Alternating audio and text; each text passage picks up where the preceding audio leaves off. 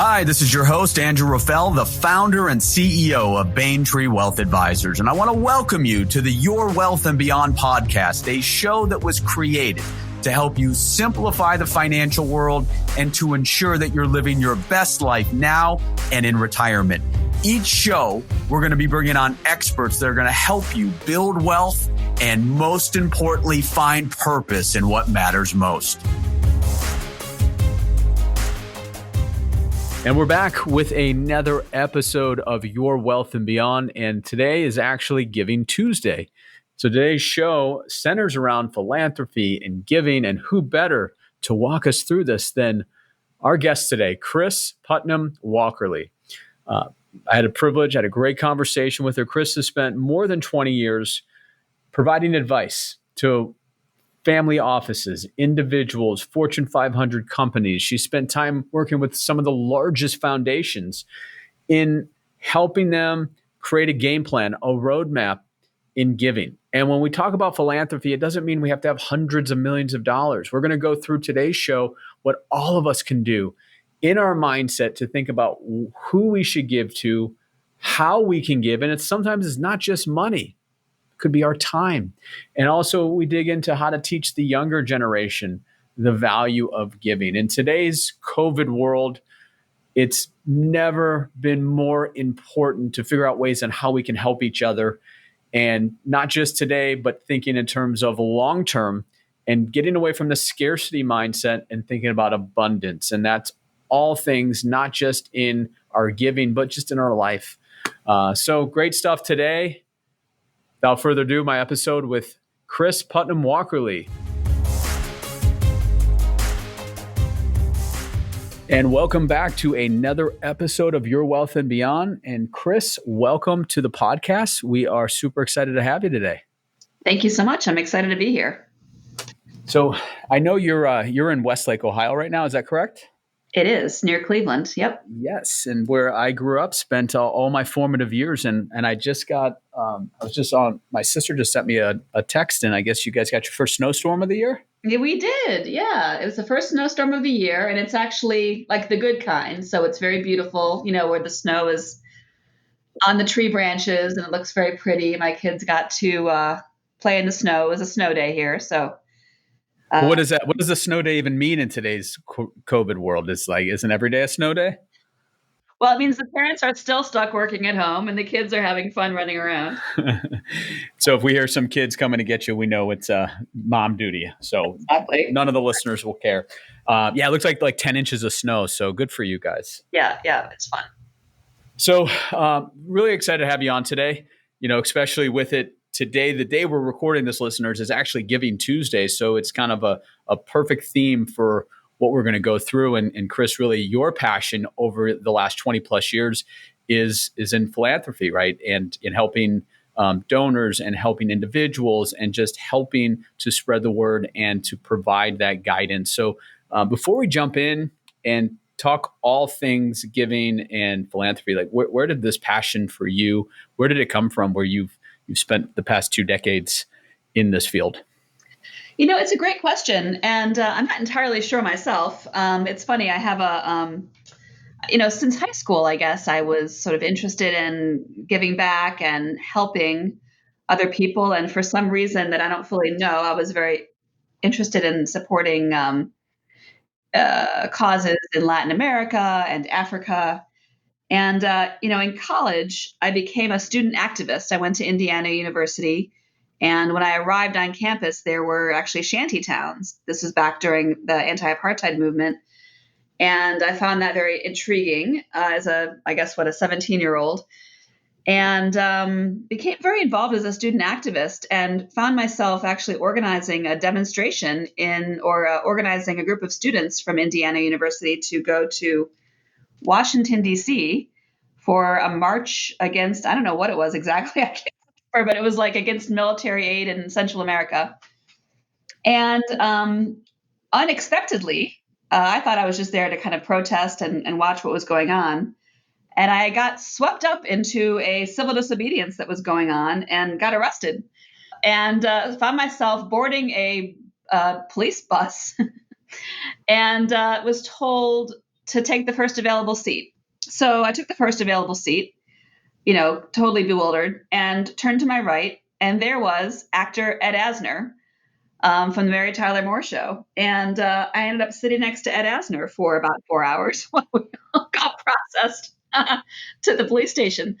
And he asked me the exact same question. How did you get involved in all of this? And I really didn't have a good answer. He was wondering if my parents were activists or, why I became interested in nonprofit issues. And it was just, I guess, kind of a calling. But, I pursued a career in the nonprofit sector and got a master's in social work, ended up working at Stanford University, evaluating youth violence prevention programs in California.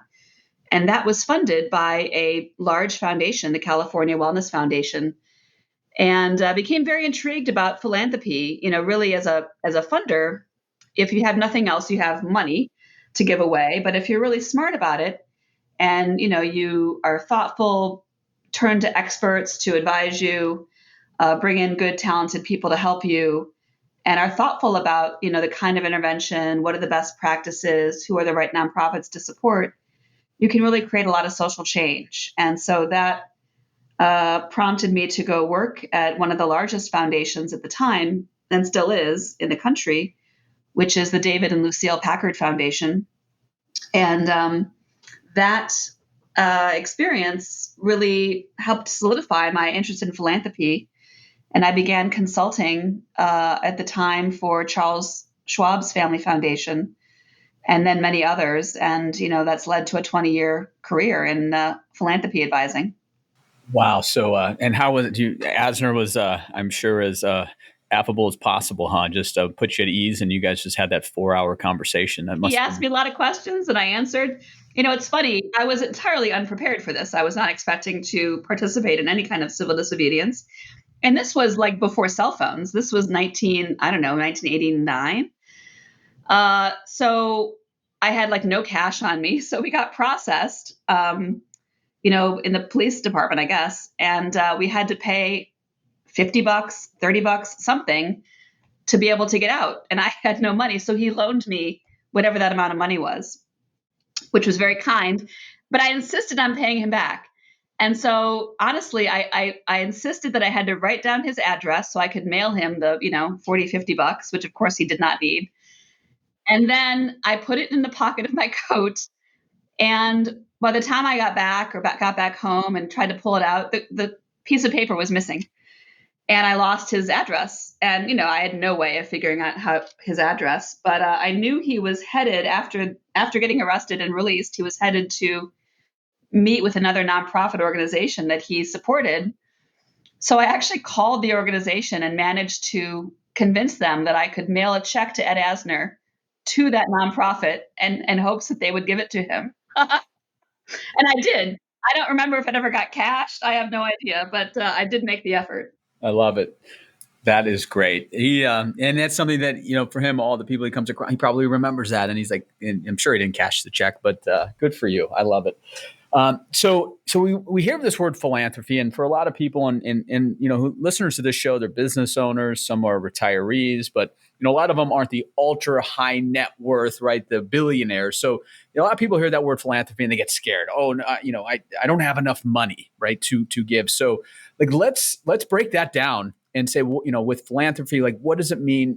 Beyond we don't money. What else? Money and what time, right? So, like, let's break that down for the 99% of us that don't have hundreds of millions of dollars, and like, where can we start, and how does it work, and how do we not, in a sense, be afraid of giving?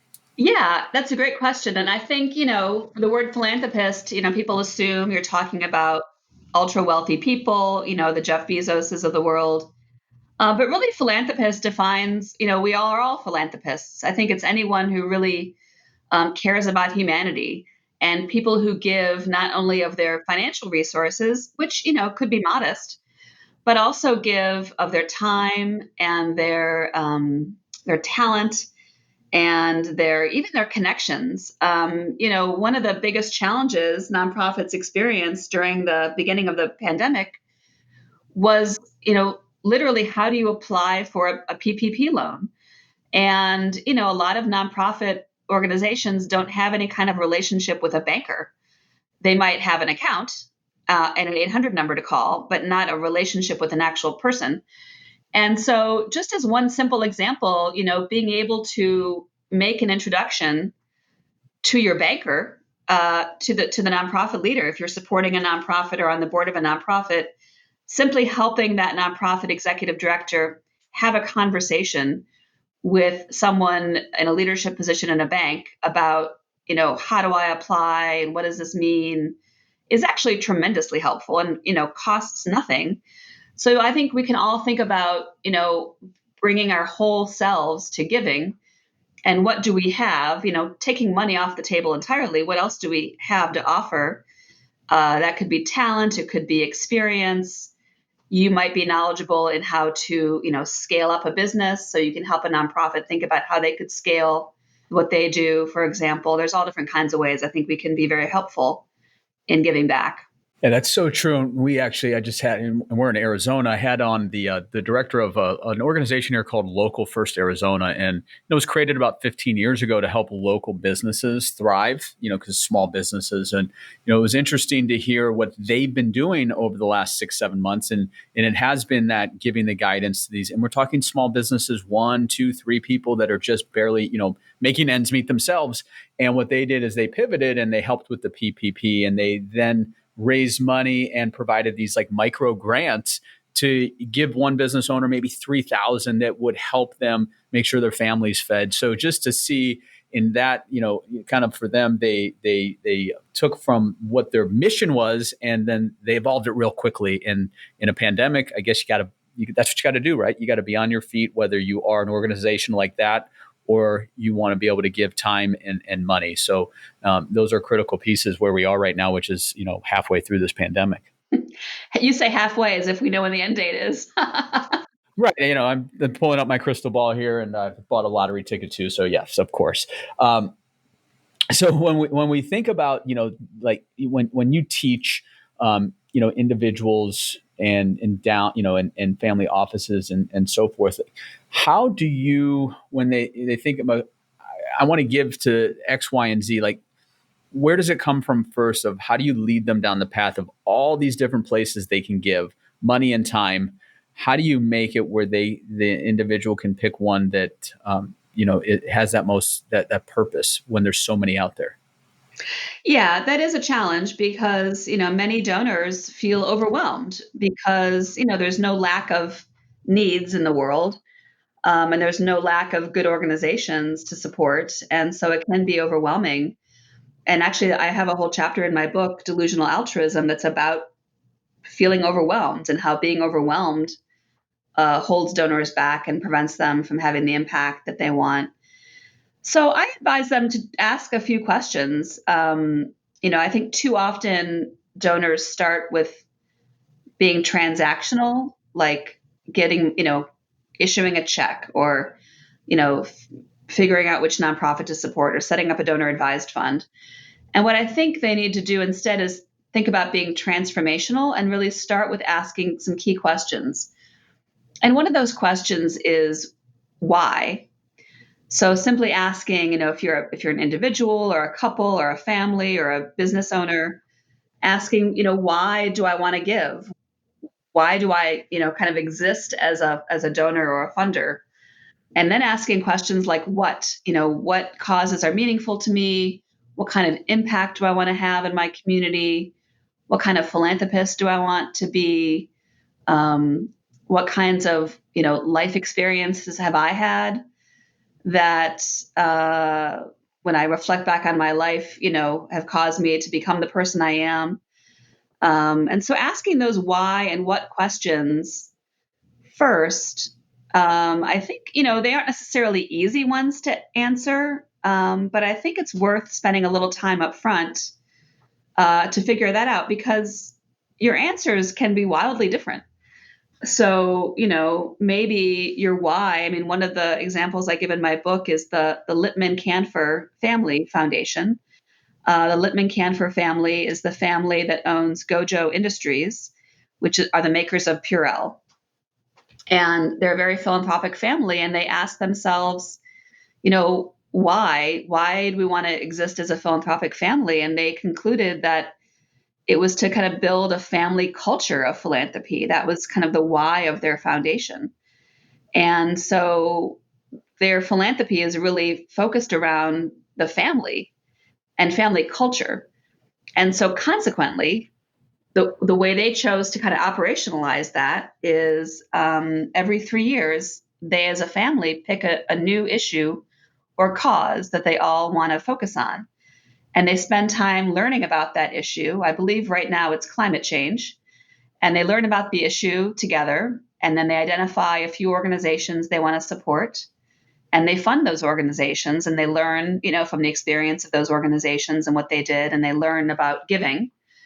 And then after 3 years, they, stop that and they move on to a different issue. But it's really, they've kind of built their philanthropy around why they want to exist. Other funders might, feel like I've never expected to have so much money in my lifetime, and I want to give back to my community in ways that I was helped, and whatever, I was mentored by someone, so I want to support mentoring programs. And so, I really think starting with yourself and figuring out what's important to you is really the way to go.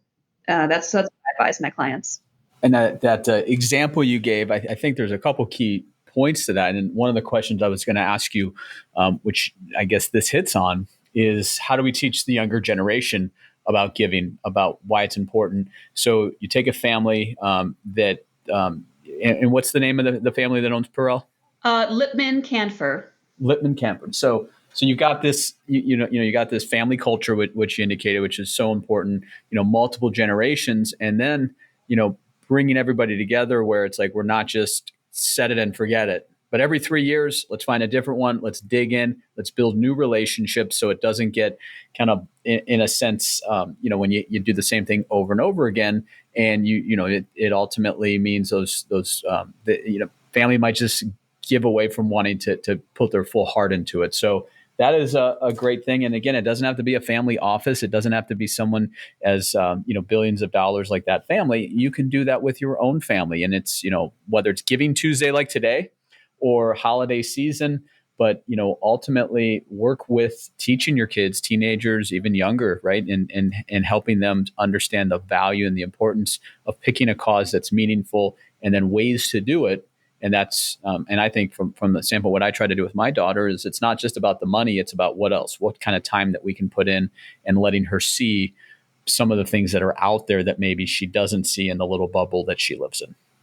Absolutely. There really is no age too young to start. I mean, obviously, you have to be developmentally appropriate, but I have 10-year-old twins, and when they were, even much younger, just helping them. I mean, I think helping them, kids learn how to share with each other, which is, of course, an important skill. But, that's an important aspect, I think, of, kind of growing a philanthropist, helping your kids to recognize and see the world from other people's vantage points. When there's the new kid in school, in their class, I always make a point of saying, hey, imagine if you were the new kid, how would you feel? And they say, well, I'd probably be a little scared. And I say, yeah, so maybe make an effort, to reach out to them and introduce yourself and play with them during recess so they don't feel so alone.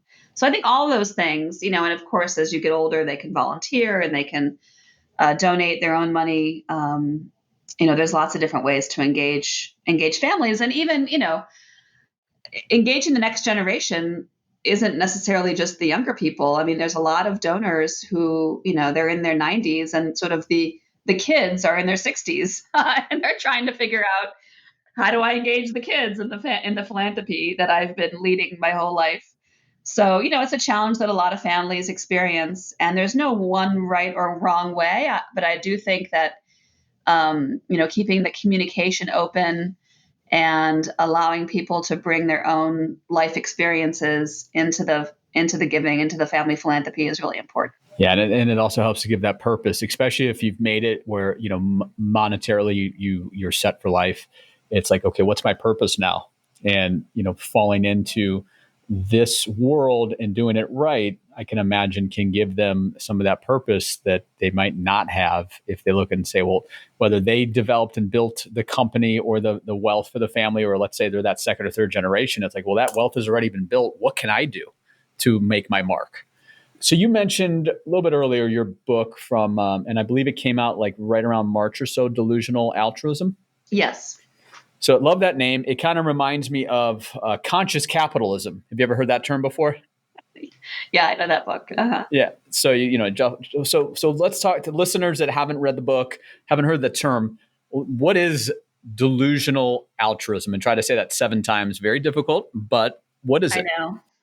It's funny. As I was working on the book, I tried to come up with alternative titles. I love the title of the book, but I was working with a writing coach, and he said, you really don't want your book title should have very few syllables. And so delusional altruism does not pass that test. No, but it is a great. I like it. It's great. Yeah, delusional altruism. So essentially, I've been advising and coaching and consulting with donors and high net worth families for 20 years. And I recognize that for the most part, they're all, they're genuinely trying to make a difference, change the world, have an impact, but they're often getting in their own way. Too often they're holding on to, misguided beliefs and practices that aren't actually serving them well. And in often case are holding them back or slowing them down. And many times they don't even realize this is happening. And so that was the term delusional. It doesn't mean crazy. It just means kind of misguided. And I wrote the book to help funders recognize how that happens, when it happens. So the first half of the book is 7 different manifestations of delusional altruism. And the second half of the book is what they can do differently, how to have a more transformational impact on whatever issue or cause or community that you care about. But to do that by transforming yourself as a donor and changing how you give, because I believe that the ways in which we give actually make a difference in the impact we have. So you talk to in the book about, so going on that point, the scarcity mindset, and this is where philanthropists can get in trouble. So let's dig in a little bit on that. What does that mean to have the scarcity mindset, and how can we overcome it? Yeah, so it's funny, most people don't equate scarcity with wealth, right? And so you think that the wealthy philanthropist, must experience an abundance mindset because they have an abundance of wealth. But in fact, I think most have this scarcity mindset, and I think it's the thing that really holds back funders the most. It's the most like self-imposed restraint that philanthropists and donors create for themselves. And it's really this belief that, maintaining a Spartan operation in your philanthropy and with the nonprofits that you're supporting somehow equates to delivering greater value for the communities that you're serving. So this happens in things like, this belief that nonprofit overhead is bad. And, you only want to support organizations where 99 cents of every dollar goes to help people and only 1 cent or 1% or whatever it is goes to the actual nonprofit organization for their fundraising and their administration and whatnot. And, that sounds noble, but actually I think it's delusional because, if you have a nonprofit organization, if you believe in a cause, pick your cause, ending homelessness, early childhood education, making sure kids are reading by 3rd grade, whatever. And you believe in the cause and the issue, and you find a nonprofit organization that's doing really good work and they're really making a difference and making strides. Well, wouldn't you want that nonprofit to be as well equipped and strong as possible? Wouldn't you want them to have top talent, a great board of directors, the ability to evaluate their effectiveness and make course corrections and improvements, a great fundraising operation so they can raise money effectively regardless of the crises that are upon us, excellent financial management systems, a good communication strategy to get the word out, great outreach. All of these things are really important. Like, of course, you'd want all that, right? Because you want them to be as strong as they can be so they can have the impact that you want them to have. But too often as donors, we take the opposite. We take the scarcity mindset that says, oh, no, no, no, no. they're supposed to do all this great work with like no money, with no overhead, with, staff that are poorly paid, without a strategic plan, without the technology they need, without any kind of professional development or coaching, without a very good board of directors. We like hamstring them through either refusing to support that kind of overhead, or believing it's bad, or insisting on low salaries, or only giving grants for like 1 year at a time when what they're trying to do requires like a multi-year investment. And it's really a disservice. And it's a disservice to the nonprofit sector because, they make up, I don't know, something like 10 to 13% of the workforce. They're doing really important work. And as the funder, your mission might be ending homelessness, but chances are you're not the one running the shelter, right?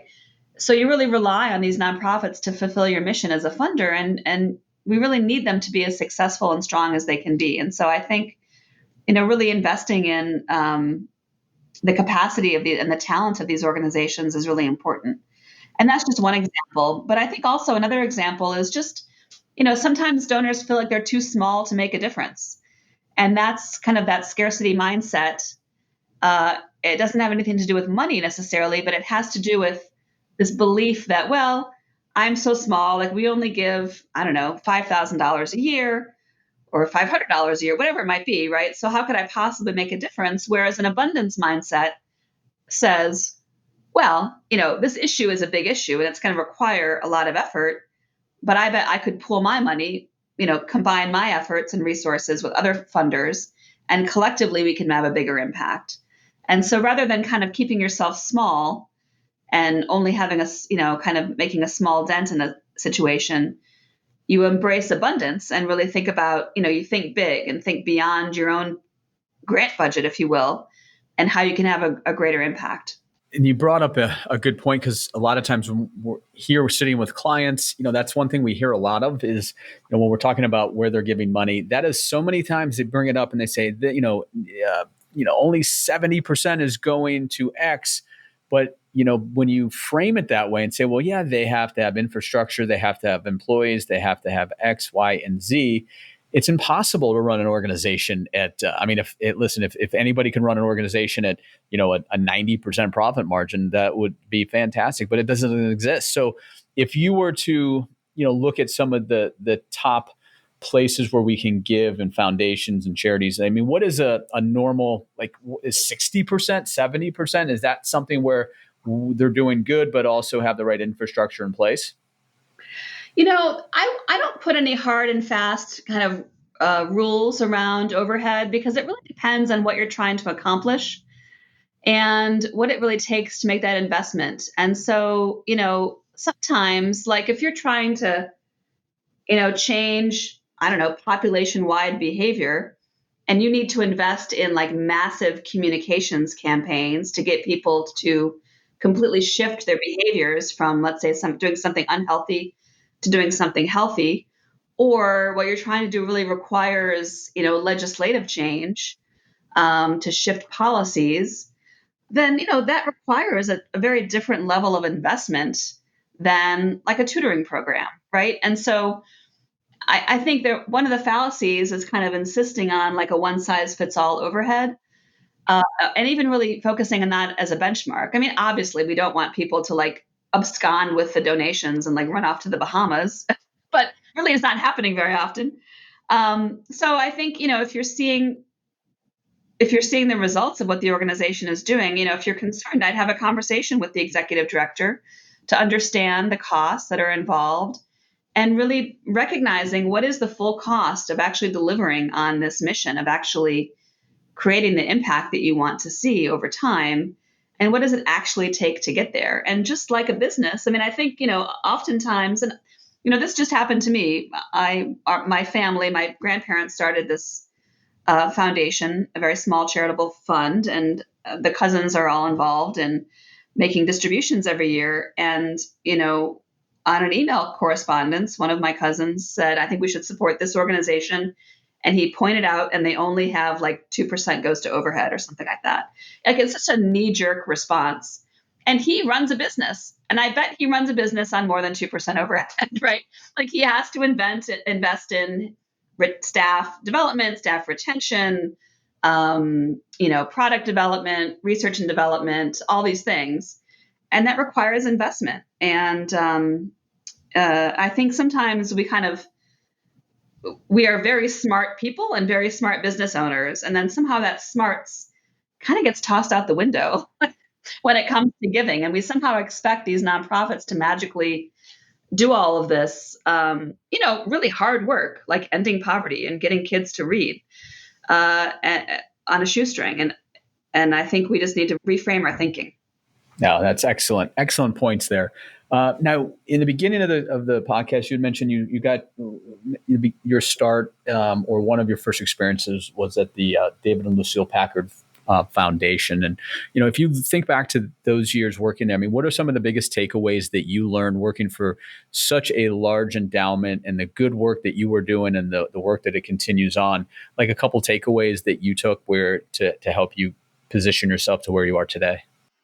Yeah, that's a great question. So this is, and for those listeners that don't know, this is the family foundation of Dave Packard of HP, and still is one of the largest in the country. And so, a couple things I learned. One is it's a very strategic foundation, so they have a lot of clarity on kind of what they want to accomplish and how they want to accomplish it, and then they think about, well, who are the best organizations in the country doing this work, and let's have conversations with them and figure out how we can support them.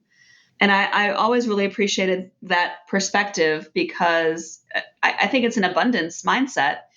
Again, you don't have to have a lot of money to have that mindset of like, who's the best? And that's who we want to partner with. Years later, when I was consulting with Charles Schwab's Family Foundation, they wanted to support substance abuse treatment issues. And part of my role as a consultant was to learn about, the different options they had.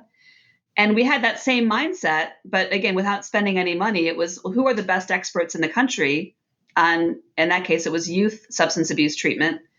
And let's make sure our strategy is informed by them. So that just took a little bit of research and like an hour phone conversation on my part with a particular expert out of the University of Pennsylvania who was extraordinarily helpful.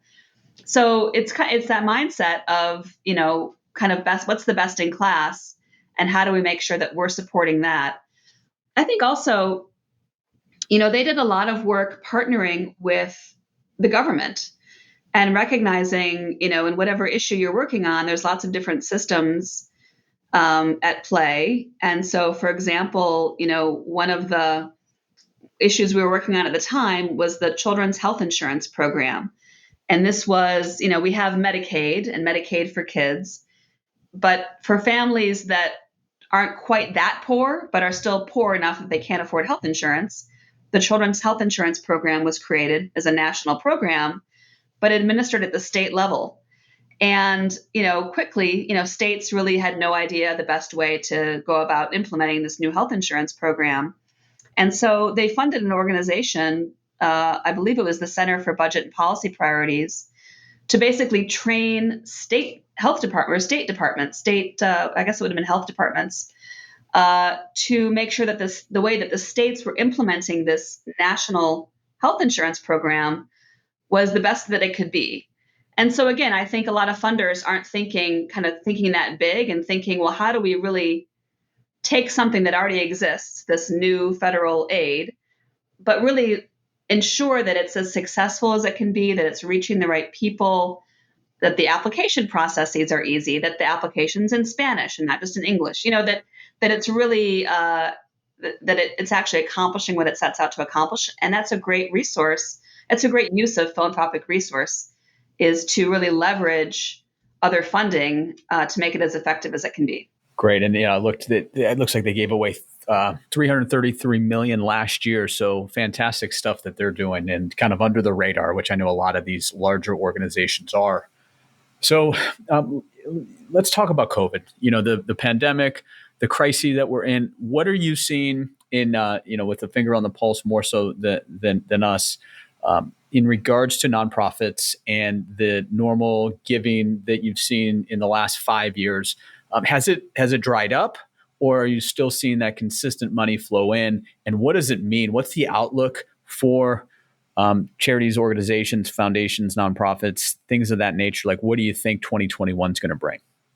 Well, I think in many it varies. I'll just say that. I think in many ways, there's never been more giving in the history of giving than in this past year. There's been tremendous um, increases in funding in a lot of fronts, and one of them is around donor advised funds. There's certainly been an increase in both the creation of donor advised funds, the funding of them, and the grant money that's flowing out of them. And donor advised funds, for your listeners, are basically a way to think about them as charitable checking accounts. So it's a way that you can set up a fund through somebody like a Fidelity Charitable or Schwab Charitable or your local community foundation, or many nonprofits have them. And so you donate to the fund. You currently get a tax deduction, and then you can use that to grant money out to other nonprofit organizations over time. And so there's been a huge uptick in the funding that's going out, that's being allocated from these donor advised funds this year. And there's been, I think the latest I saw was at about $16 billion, allocated around the world. And that can't possibly account for all the small donations as well. But there's really been a tremendous amount of donations. And what also has changed is the speed in which money is flowing. So, often with any foundation, there's kind of a lot of processes, applications. We only give money away twice a year when our board can meet, all these things that kind of slow down the distribution of the funds. But, funders really stepped up to the plate, a lot of them, to respond to the pandemic. And, many of my clients, allocated money without hesitation, without even the nonprofit having to ask for it.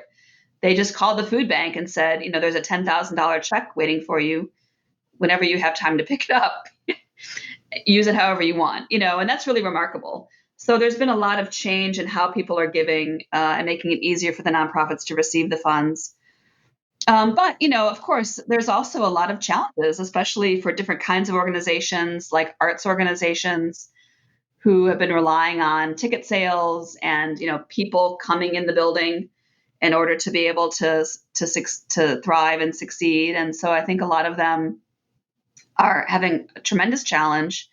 And, the challenge will continue. It's going to be hard to get people to come into a theater for a long time, I think. And so, again, a great use of philanthropy is to help sustain those organizations during this time, even when they're closed. A lot of these nonprofits are really pivoting and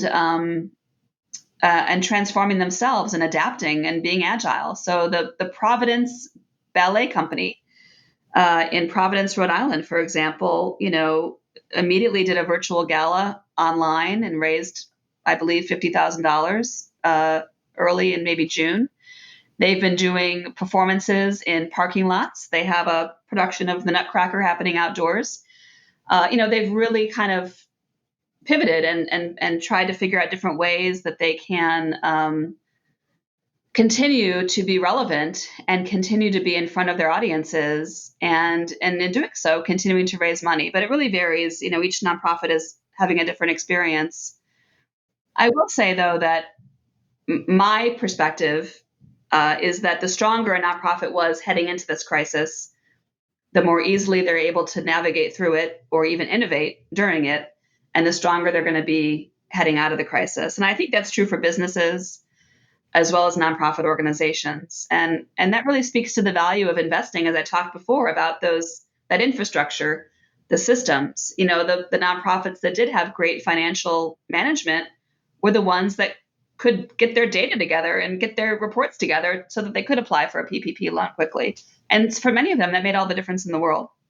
Yeah, and I think one of the big differences in this crisis versus '07 to '09 and even beyond that, where we had the Great Recession, is that was kind of a methodical pullback across the board, and many wealthy were hit hard, And it was just this constant of when is it going to turn? When is it going to turn? And the interesting thing here, and you mentioned, is certain businesses, certain nonprofits, like you mentioned, have been able to weather it, and the not the wealthy have survived this, and a lot of it is because of the stimulus, and the Fed came in and helped to prop up a market that was teetering in March and April to provide that confidence. And we're seeing, obviously on the stock side, equities back to where they were and then some. And it's not just technology leading that, it's across the board. So that's helpful in the sense that those that do give are the ones that probably do have more in the market. So we've seen not a big pullback in real estate prices yet. We've seen obviously equities and bonds both perform well this year. So I know that's probably helpful too, right? In the scope of this period versus what you saw in the trenches in 08, 09. Oh, absolutely. It's a whole different ballgame because I think people have the confidence that, they have the resources to give back, their assets. I mean, typically, if you have a private foundation, you give away about 5% of your assets at least or more every year. And so, 5% of less is less, right? And so if your assets tank, then you don't have as much to give. And so that's been one positive thing throughout all of this, is that because the markets are doing so well, that the assets invested in those markets are doing well. And so funders can continue to donate and also have the confidence, that of where their money is and that safety.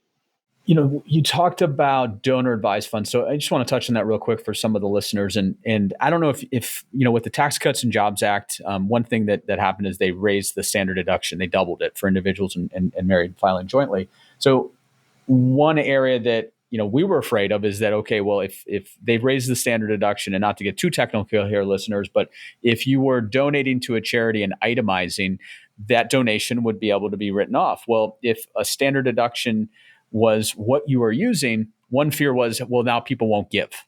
And before we jump in a little bit deeper on the donor advised funds, just so the listeners have a better education on that, have we seen that since 18? And again, we're talking not the ultra wealthy, but has the study shown that there's been less giving because people are not getting the deduction in their charity that they normally did? Yeah, there has been a decrease in giving. There was, I believe, about in 2019, 14% of taxpayers itemized compared to 31% the year before the law was enacted. And yes, there has been somewhat of a decrease in giving, although I don't have the exact figures. Yeah, and so that's where, listeners, the donor advised fund could allow you, in that case, if you're using the standard deduction, where a lot of people will, in a certain year, they'll double up basically. So they'll fund a donor advised fund that then, as you indicated, can be used as in a sense, a checkbook, and you can give them multiple different charities at a time that you feel is the best time to give. But in that case, if you did it correctly and looked at working with your CPA or advisor, you may be able then to have the ability to itemize so that you're actually getting to deduct putting that money in. So that's just something where maybe somebody couldn't do it all in one year, so they save up and do a little bit more in a year and then take a year off. So that's great vehicle there. If it's something you haven't heard of, we'll have a link in the show notes as well, so you can just learn it and then talk to your advisor to see if it makes sense. Yeah, that's a great idea. When we look at like destructive frugality, is that similar to what we were thinking about with that scarcity mindset? Is that kind of the same concept there? Yeah, exactly. It's so this notion of being frugal in your giving, I think, actually causes more destruction than impact with your philanthropy. So it's really the notion that you think you're being frugal, but the reality is, frugality rarely ever leads to social change. And I think just as we know as business owners, we need to invest in our businesses in order to grow and to grow our wealth and to grow our income and our assets. And so I think as donors, we need to think the same way. Nonprofits really need to invest in their own success, and we need to support them in doing that so that we can ensure that they're able to succeed, able to survive crises, but also able to take advantage of opportunities. So the world is always changing. But the change isn't always bad. Often there are opportunities that come along that nonprofits need to be able to pivot for the positive. Pivot to be able to take advantage of an opportunity. But if they're operating on a shoestring and the staff are working 70, 80 hours a week, they can't possibly even lift their heads up to notice that there's an opportunity in front of them, much less take advantage of it. And I was reading through your one of your blogs, and I didn't even know this, that Mackenzie Scott, who was married to Jeff Bezos, she recently donated 1.7 billion to over 100 different nonprofit organizations. Yes. So she is, I believe, the richest woman in the United States, the ex-wife of Jeff Bezos. And she's signed the Giving Pledge, which is a pledge that Bill Gates helped create, of encouraging billionaires to pledge to give away more than half of their assets in their lifetime. And so that's a lot of money when you're the richest woman in the world. So one of her first, things that she's done publicly with this is to give away 1.6 billion or 1.7 billion. I believe it was to 116 different organizations.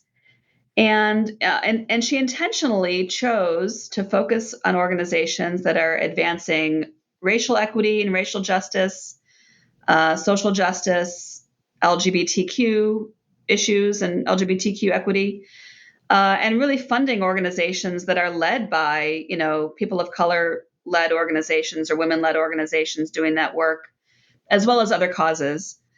And interestingly, she's doing it entirely through just payments to these nonprofits. There's no foundation behind her. Now she has a lot of advisors helping her identify these organizations, but interestingly, it's challenging because her money is growing so quickly that there was one estimate I read that she has to give away about $3 or $4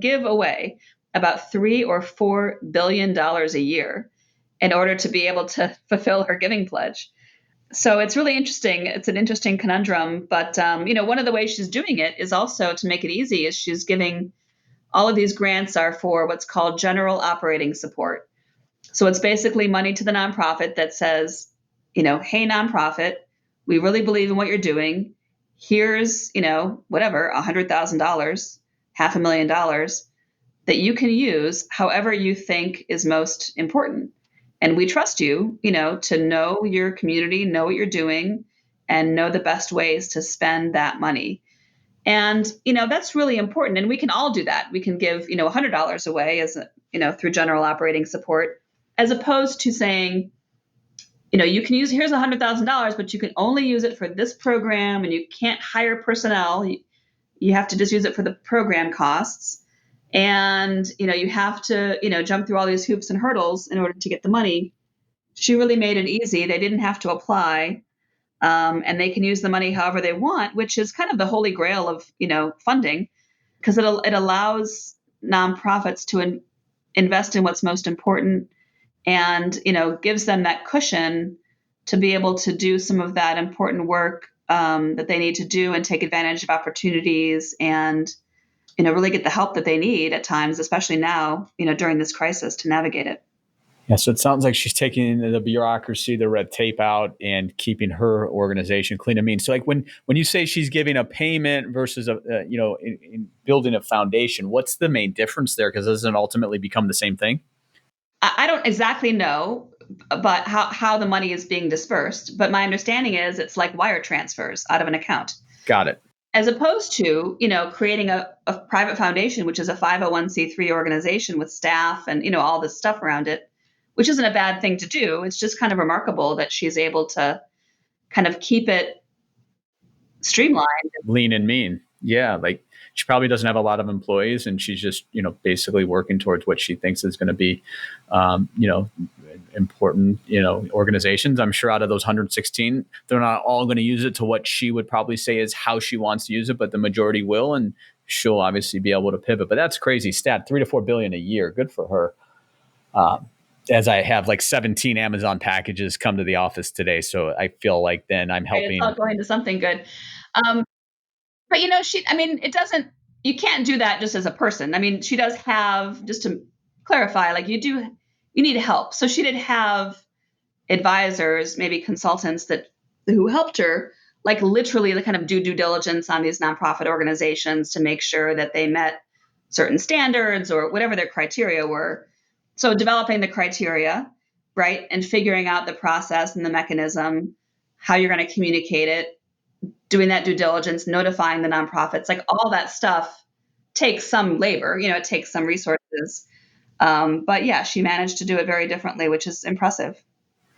Awesome. So I know we've covered quite a bit today. Is there anything you want to leave the listeners as we come to an end on this Giving Tuesday that would be beneficial for them? Yeah, a couple things. One is, I just recognize that we're all philanthropists and we all have the ability to give. And if you get a copy of Delusional Altruism and you look at some of the questions that I encourage you to ask, really think about, what is your why? Why do you want to give and what kind of impact you want to have? And if you get clarity on those questions early, then I think it'll really guide your giving and make your giving a much more impactful and enjoyable experience. And the second thing I like to share is, I think so many of us, right now are feeling so, like the future is uncertain. We don't really know what's going to happen. How long will COVID last? It can feel very paralyzing. And so I wrote this guide that your listeners might want to download. It's called 8 Things Every Philanthropist Can Do to Change the World, Even When the World Keeps Changing. And you can go to 8things.org and download it. It's free and it's a brief, guide of practical tips, but it's really designed to help people. And I think it helps all of us, business owners, funders, nonprofit leaders, to think about, yeah, the world is uncertain and things are always changing, but actually that is normal. There is no new normal coming around the pike. But what we all need to do is kind of plan ahead. We can still create a plan. We can plan into 2021. We can plan in the year ahead and think about what are we trying to accomplish as business owners, as funders? Where are we today, and what are the most important things we need to do to, get from where we are today to where we want to be, and really build in agility and being adaptive into that process, and recognize that, we can create a plan, but things are going to change. So let's be prepared for that and block out time so we can check in and see what's working, what's not working, and how we can pivot. Because it's really important, I think, especially now when we're all working from home and things are a little bit unclear. It's hard to focus and it's hard to know what you should be focusing on. And I think having a plan that you can count on, that you can align your team around, that you can focus your efforts on, is very helpful. And then, having the confidence that you can adapt and change as you need to. So again, it's a great resource for anyone that wants to check it out. Again, eight things every philanthropist can do to change the world, even when the world keeps changing. And it's a free download at 8things.org. 8things.org. And listeners, it'll be in the show notes as well. Think of it like a roadmap. And those of you that have a financial plan for your individual side or for a business, it's the same aspect. It's creating a roadmap to help make sure that you understand all the different pieces that can be put together to ensure that you're going to stay on course, you're going to stay true to yourself. Having a plan helps you weather all these storms. So great stuff there. And I love the fact, we're big into marketing and putting out good content at my firm that I own, Baintree, and you're doing a great job there and through your blogs and different white papers and different guides that you have. So there's going to be a wealth of information in the show notes for each of you to go on and download and learn a little bit more, and obviously contact Kris if there's going to be some ability there to provide some further guidance. So, Kris, I really appreciate it. My listeners do. I know taking some time away on this snowy Cleveland day. Luckily, I was talking to a friend who lives on the east side. He said they haven't had power since 10 o'clock in the morning. So I'm glad you guys on the west side have that power, because I guess we could have done it on the cell phone. But no, this was great. So I appreciate the time you gave us today. Absolutely. Thank you for having me on the show. All right, everybody. And stay tuned for another episode of Your Wealth and Beyond later this month. Happy planning and Giving Tuesday. Thanks, everybody. We'll talk to you real soon. Thank you for joining me for today's episode of Your Wealth and Beyond. To get access to all the resources mentioned during today's podcast, please visit baintree.com/podcast. And be sure to tune in later this month for another episode of Your Wealth and Beyond. Investment advice is offered through Baintree Wealth Advisors, LLC, a registered investment advisor. Insurance and annuity products are offered separately through Baintree Planning Group, LLC. Baintree is not permitted to offer, and no statement made during this show shall constitute legal or tax advice. You should talk to a qualified professional before making any decisions about your personal situation.